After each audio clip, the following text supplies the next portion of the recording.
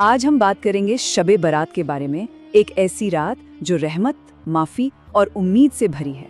तो चलिए इस खूबसूरत रात की कहानी में उतरते हैं। तो कहानी की शुरुआत होती है एक बिल्कुल खामोश रात से। सोचिए, आसमान पर चांद अपनी पूरी नरमी बिखेर रहा है और हवा में एक खास तरह की पाकसीजगी मतलब पवित्रता घुली हुई है। ये कोई मामूली रात नहीं थी, ये रात थी शबे बारात की। इस्लामी मान्यता में ये वो खास रात है जब माना जाता है कि अल्लाह खुद अपने बंदों को अपनी ओर बुलाता है, उनकी सुनता है, उन पर अपनी रहमत बरसाता है। मतलब ये सीधे अल्लाह से कनेक्शन बनाने की रात है।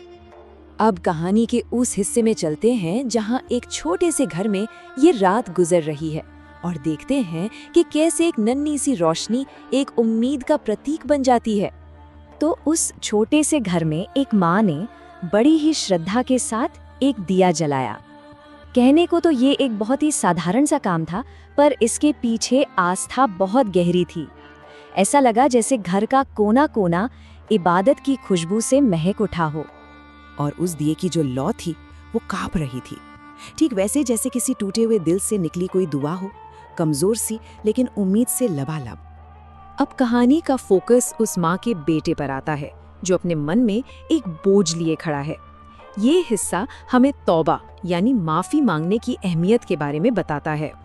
उसी घर में वो बेटा जो शायद दिन भर की अपनी गलतियों के बोझ तले दबा हुआ था, वो चुपचाप नमाज के लिए खड़ा होता है। उसका दिल भारी था और वो बस अपने गुनाहों की माफ़ी चाहता था।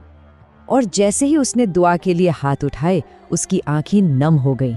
जरा सोचिए, उस एक पल में उसने अपने दिल की गहराई से अल्लाह से क्या कहा होगा। उसने पूरी सच्चाई और ईमानदारी से अपनी कमजोरी को माना। उसकी दुआ बस इतनी थी, या अल्लाह, मैं कमज़ोर हूँ, मैं गुनाहगार हूँ, लेकिन तू तो रहम करने वाला है, तू बख्शने वाला है। ये एक मुकम्मल सरेंडर का पल था।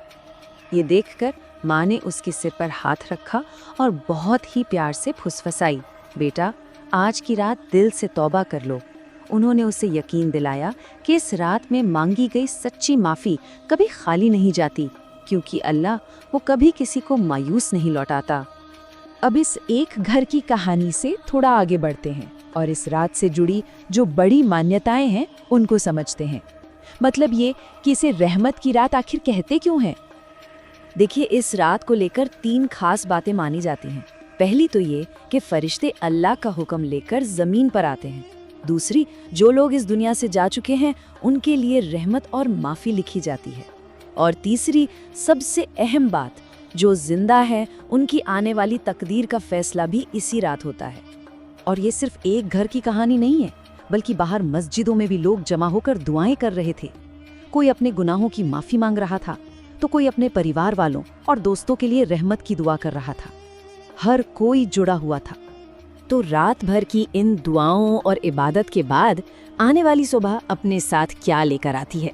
चलिए इस कहानी के आखिरी हिस्से की ओर चलते हैं, जो उम्मीद की एक नई सुबह के बारे में है। और हुआ ये कि जैसे जैसे रात सुबह की ओर बढ़ी, दिलों का बोझ भी हल्का होने लगा। एक अजीब सा सुकून, एक शांति हर तरफ महसूस हो रही थी। ऐसा लगा जैसे सारी चिंताएं और परेशानियां बस धुल सी गई हों। ये एहसास इतना गहरा था कि ऐसा लगा मानो आसमान से पानी नहीं, बल्कि अल्लाह की रहमत की बारिश हो रही हो। एक ऐसी बारिश जो हर चीज़ को पाक और साफ कर रही थी। तो फिर शबे बारात का असल मतलब क्या हुआ? असल में ये माफ़ी की रात है, रहमत की रात है, और सबसे ज़रूरी, ये टूटी हुई उम्मीदों को फिर से जोड़ने वाली रात है।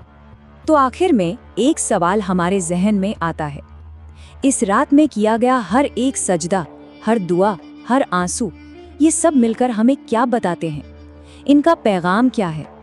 और इसका जवाब बहुत सीधा और गहरा है कि इंसान अपनी ज़िंदगी में टूट सकता है, वो बिखर सकता है, मगर अल्लाह से जो उम्मीद है वो कभी नहीं टूटती। और शायद यही इस मुबारक रात का सबसे बड़ा सबक है। आज हम एक ऐसी रात की कहानी को समझेंगे, एक ऐसी रात जहां उम्मीद, तौबा और माफ़ी की रोशनी हर अंधेरे पर भारी पड़ जाती है। जी हाँ, ये कहानी है शबे बारात की।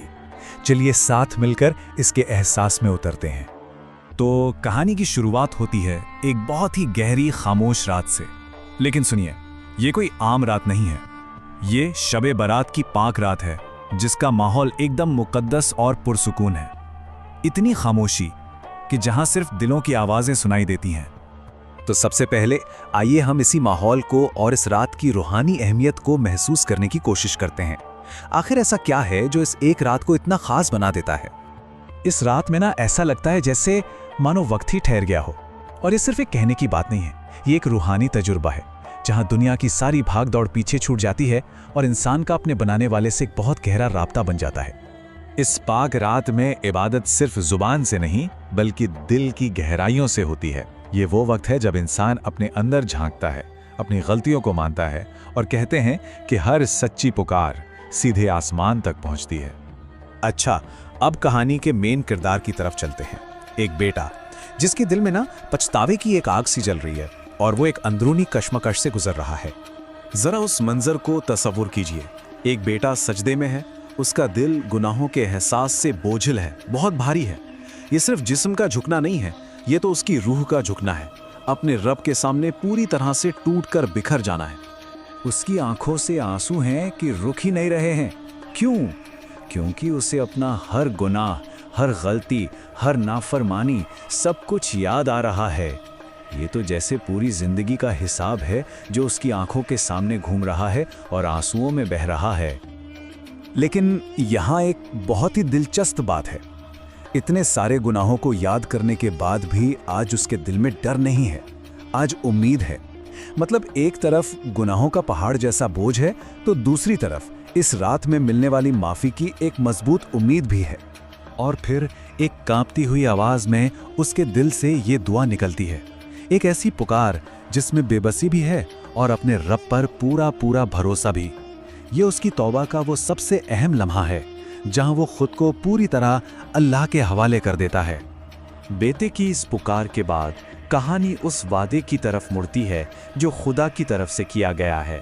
अब हम शबे बारात के सबसे बुनियादी यकीन को समझेंगे। अब देखिए ये कितना खूबसूरत मंजर है।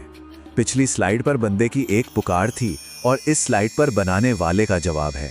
एक तरफ इंसान माफी मांगने के लिए हाथ उठाता है और दूसरी तरफ इस रात रहमत का दरवाजा खुद उसे पुकारता है। और ये सुन के बेटे की मां ने कुरान बंद किया और अपने हाथ दुआ के लिए उठा दिए। तो कहानी में अब एक मां की दुआ भी शामिल हो जाती है। बेटे की तौबा और मां की दुआ दोनों मिलकर एक साथ आसमान की तरफ उठ जाती हैं।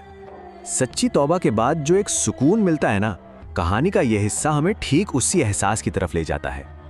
जब बेटा मस्जिद से लौट रहा है तो सुकून सिर्फ उसके दिल में नहीं है, नहीं, बल्कि सड़कों पर, हवा में, हर तरफ एक अजीब सा ठहराव है।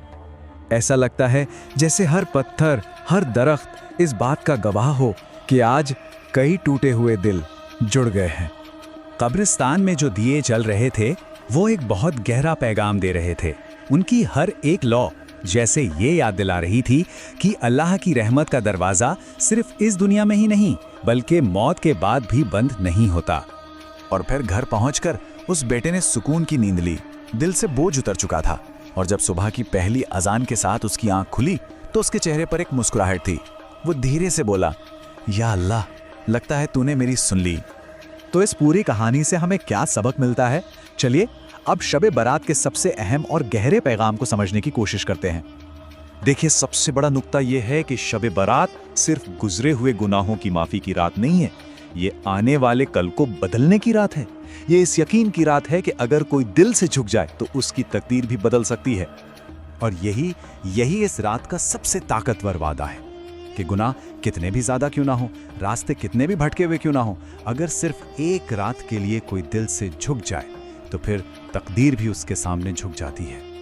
ये कहानी हमारे सामने एक बहुत गहरा सवाल छोड़ जाती है कि क्या वाकई एक रात की सच्ची और दिली तौबा में इतनी ताकत हो सकती है कि वो इंसान की पूरी जिंदगी का बोझ हल्का कर दे? ये एक ऐसा सवाल है जिसका जवाब शायद हर किसी को अपने यकीन और तजुर्बे में ही खोजना होगा।